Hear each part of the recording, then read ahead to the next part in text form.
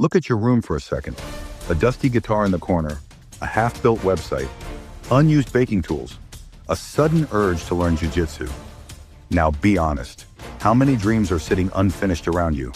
And how many times have you told yourself, something is wrong with me? Society has a word for people like you, dilettante. They say you're chaotic, unfocused, lacking grit.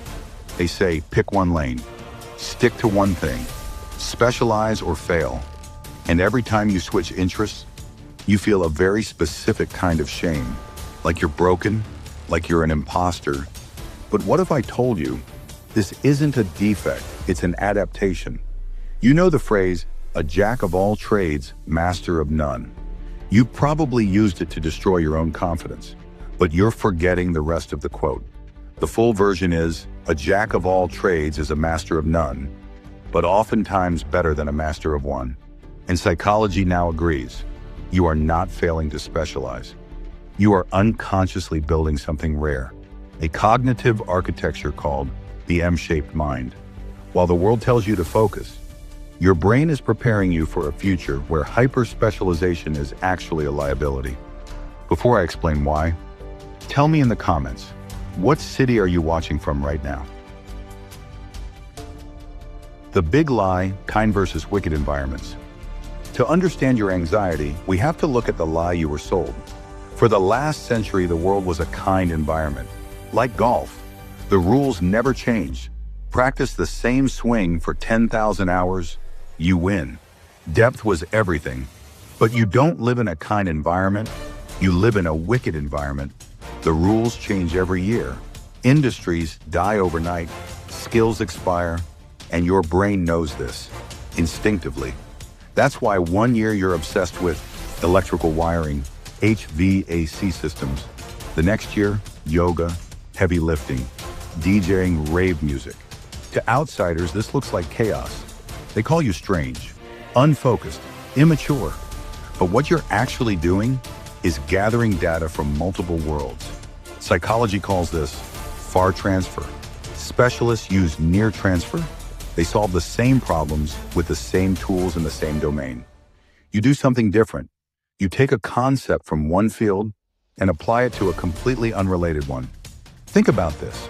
A web developer who used to be a beekeeper and a farmer. On paper, that's useless experience.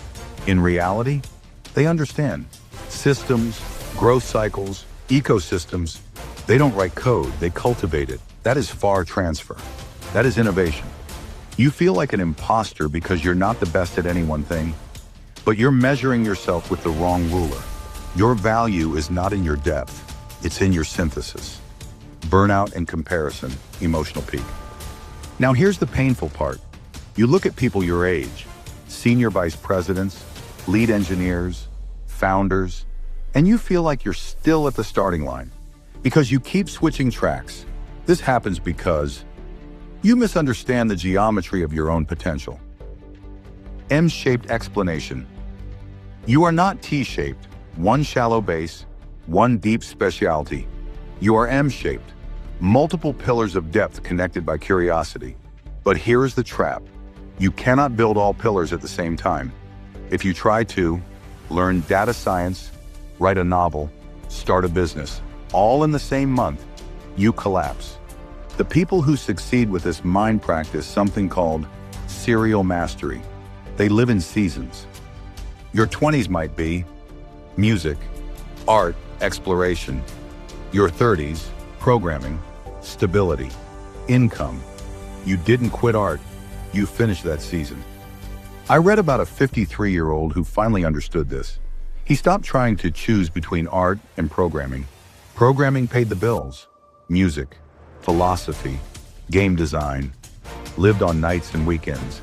He rejected high-status promotions to keep his work week at 30 hours. He protected his psychic energy. And years later, all of it merged into his own personal video game projects. That is the M-shape in action. There's one last trait you have, and it comes from evolution. It's called redundancy. In nature, redundancy is strength. Elephants rarely get cancer because they have multiple backup genes. If one fails, another takes over. Your chaotic interests are your redundancy. If you're only a software engineer and AI replaces you, you panic. But if you're a software engineer who can fix wiring repair, HVAC, teach English and design systems, you're unbreakable. Final identity shift. You were not wasting time. You were building pivots. You were not dabbling.